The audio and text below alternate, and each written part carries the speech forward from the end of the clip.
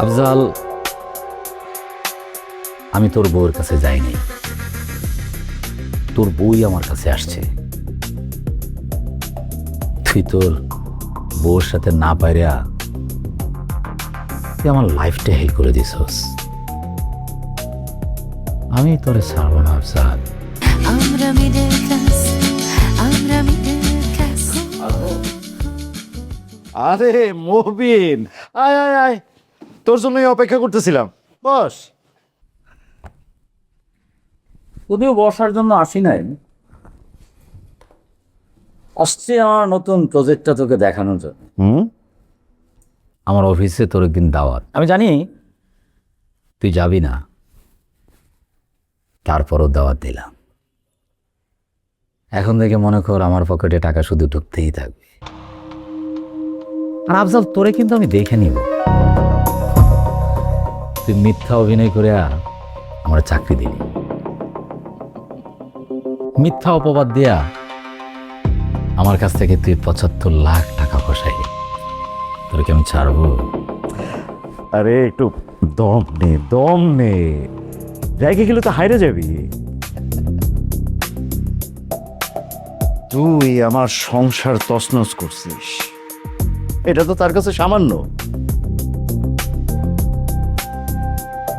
আফজাল, আমি তোর বউয়ের কাছে যাইনি, তোর বউই আমার কাছে আসছে। তুই তোর বউর সাথে না পাইরা তুই আমার লাইফটা হেল করে দিছস। আমি তোরে ছাড়বো না আফজাল। আর সাবরিনা যে তোর বউ, এটা আমি সত্যিই জানতাম না। কিন্তু আমি জানতাম, তোরা জানতে দেই নাই, নাহলে তো প্রতিশোধটা নিতে পারতাম না। প্রতিশোধ তো নিলি, তাহলে কি মবা গেম ওভার? না রে, sorry, game is not over. Afzal, আমাকে একবার কেউ ঠকাইতে পারে, দুইবার না। যদি না আমি নিজে থেকে না ঠকি। তুই আমাকে ট্র্যাপে একবারই ফেলছিস, আর পারবে না। আমাকে চাকরি দেওয়াটা যে তোর একটা চাল ছিল, সেটা কিন্তু আমি বুঝতে পারছি। তাই তো তুই আর কি কি বুঝতে পারছিস? সাবরিনা আত্মহত্যা করে নাই, তুই সাবরিনারে খুন করছিস। তোর মাথায় তো মেলা বুদ্ধি রে, কিন্তু প্রমাণ কই? প্রমাণ? শোন, তোর জন্য একটা সারপ্রাইজ আছে।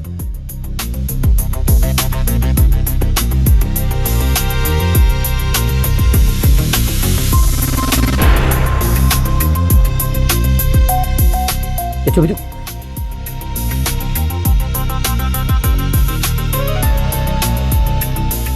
আফজাল, তোর কলিজা কিন্তু আমি সিরা খাই ফেলাম। তুই জানোস না যে মুবিন কত ভয়ঙ্কর হতে পারে।